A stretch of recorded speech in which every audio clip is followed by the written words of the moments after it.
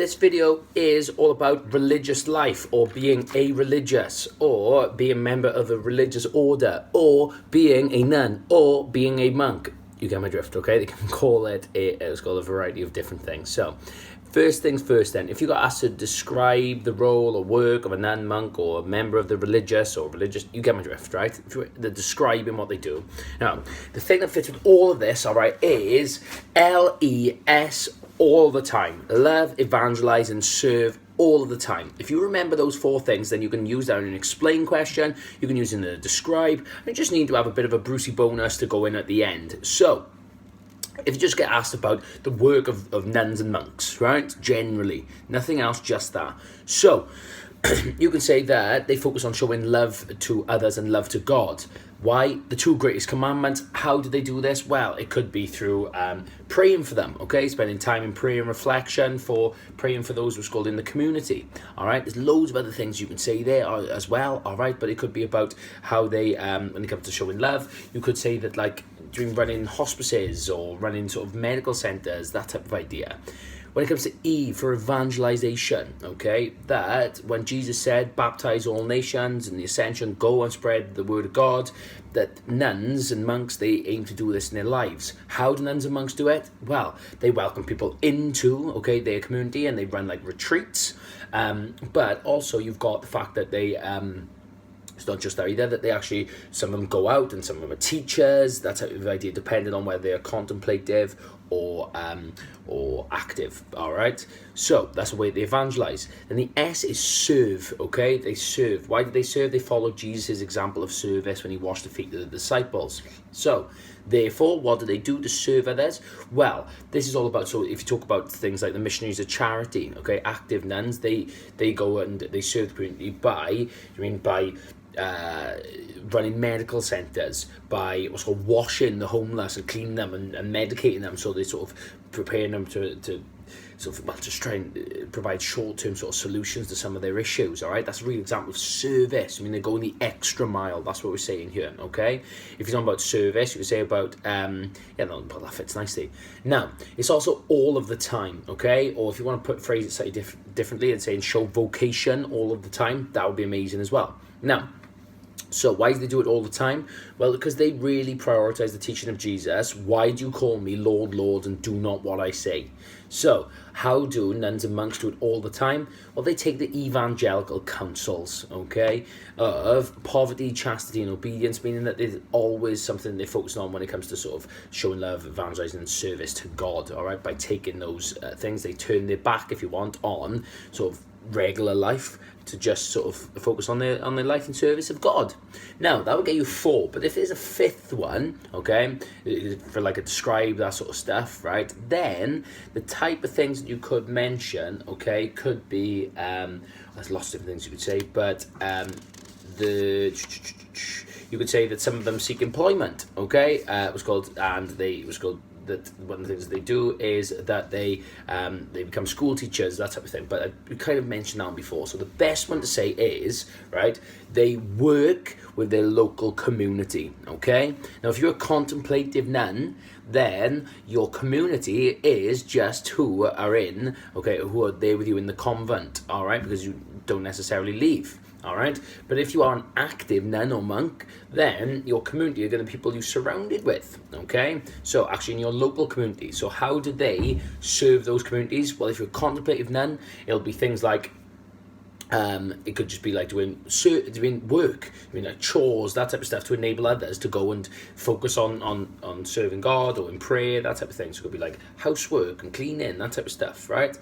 Or if you're an active nun or monk, that you could be serving your local community by running community events, by becoming a teacher, to go back to that idea, but becoming a teacher, through evangelization again, however, but that's kind of thing that you would say by serving the local community. Now, you could get asked to describe or understand the different types of religious orders, but it's unlikely. The one thing I really want to just drive home to you here, right, is there are monastic orders and mendicant orders. Now, if they're monastic ones, okay, the monastic ones are the ones that sort of remain within, okay, so they're in the monastery, if you want to think about it that way, monastic. So you've got monastic and contemplative, they are within, okay, they're in the, stay within their own community, in their own sort of convent or monastery.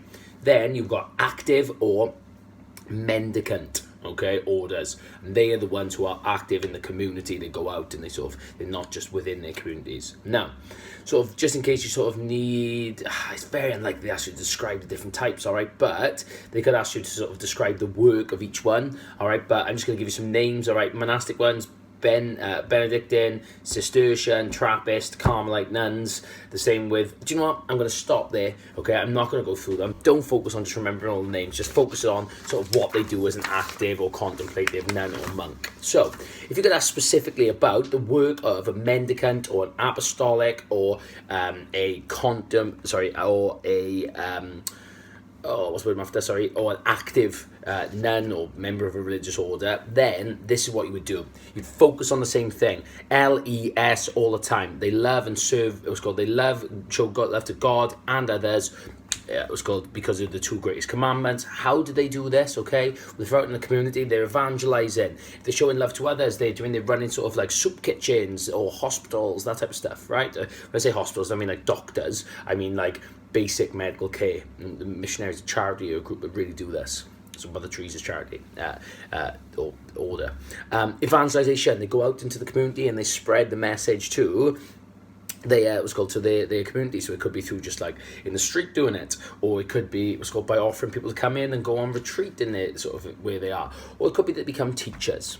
Now, when it comes to service, they serve others, they go the extra mile. So it isn't just like, yeah, we show love to others, we're respectful. No, we do it in what's called in so much of our practices. So it could be running basic medical sort of care. It could be about running homeless shelters or hospitals or setting up schools and all that sort of stuff.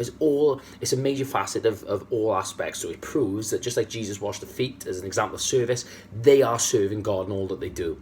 And then the next one is that they show vocation in all that they do. Remember that teaching? It was called, why do you call me Lord, Lord, and do not what I say? So they go the extra mile. Why do we know they go the extra mile? They take the evangelical counsels, okay, of poverty, chastity, and obedience. The final thing to say, all right, you can say they prioritize the poor, or you can say that they serve their local community, or they work with their local community, and you can draw upon the stuff that I've already spoken about in the previous answer, all right, things to do with, like, it's quite repetitive, I know, but like being in the school, going out and sort of running sessions with the local community, holding community cohesion events, whatever it is, okay? When it comes to the role of a monastic or contemplative one, it's exactly the same thing. It's LES all the time, and then serving their community. So, how do they show love to God and love to others all the time? Well, it's through prayer. When some have up to 12 hours of prayer, and showing love to sort of others, they pray for those in need. Okay, so that's one way in which they fulfill those teachings. Evangelization. Well, obviously, if they're within, their own sort of order, and evangelization is only if they invite people in, or it could be through like their website or through like documentation they create. That's how they get their message out.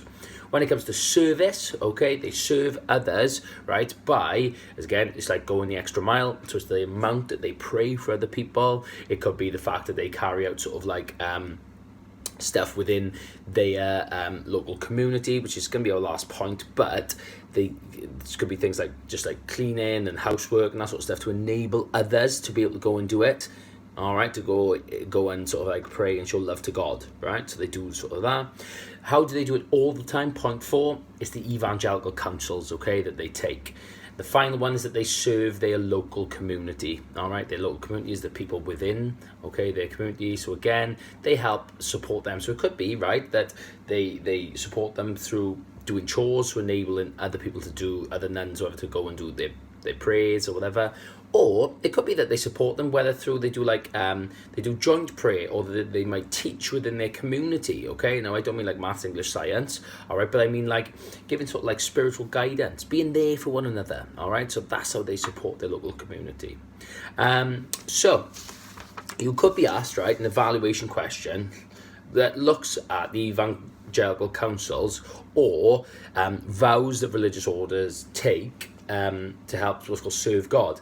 Now, what you can say here, right? So the 3 vows. The first one is poverty, the next one's chastity, the next one's obedience. So, essentially poverty. They don't have to worry about earning money, all right? So instead, what they can do is just focus on serving God. So that allows them sort of the time and all sorts of stuff to do the prayer and the service and all that sort of stuff. So you can say that. When it comes to the vow of chastity, it means they don't have to raise a family or focus on what's called going to find someone to love or whatever, to establish a relationship, and they just focus on sort of God and their love for Him. All right, so you can talk about that. There's been sort of a real sort of positive. When it comes to the next one about obedience, you can say that when it comes to obedience, that's obeying God. So they follow, right? It means God's teaching, so it means that they are more dedicated to do it. That sort of level of commitment. But also obedient to their superiors. So it takes away those sort of doubts that we have about how exactly a person can serve God. When we're instructed, this is how you can do it. So you can say those 3 things help us to be able to serve God more effectively. The alternative to this, right, is that you can still serve God even if you don't take those vows. All right. So if that's the case, then you just talk about how we can show LES to all the time when you're not a nun or a monk. So love and serve, it's called love to God and others. You can talk about prayer and worship and voluntary work and donating to charity. Evangelization, same thing. You can talk about how we can do this through like social media, through doing our jobs, all that sort of stuff, right? Service, again, we can do this. Don't have to be a nun or a monk to do it. We can do it through our careers. You could be an RE teacher. You could do it as well, serve others by volunteering for the SVP or fulfilling your pastoral role, and all the time. Okay, obviously that one again is you'd link it to sort of, again, career if you want, or how you raise your family. All right, that's something that you're doing all of the time. You could have to mention about the vow of silence as well. Now, the vow of silence, just in case you wanted to bring this into your answer at all, you can say about how that shows sort of like service to God, because it means that you're showing dedication to Him. You're only sort of focusing on how you're serving God, and it's sort of like your priority, and that's why you are sort of silent, so you're able to just focus on Him and try and gain sort of like spiritual guidance, if you want, and development through just being silent and focusing on God, because there's a lot of meditation, all that sort of stuff. But you don't have to mention that, but it's there if you wanted to. Now, technically, you could be asked the question, being a member of a religious order is the best way to serve God. Now, if you got asked this question, you could answer it just exactly the same way as I just said about answering the evangelical councils. Or you could focus on saying, yes, it is the best way to serve God, because when you are a nun, you are focusing on love to God and love to others. Secondly, you're focusing on evangelization. Thirdly, you're focusing on service, and you're doing it all of the time. And then the alternative to that could be how you're doing LES all the time without being a nun.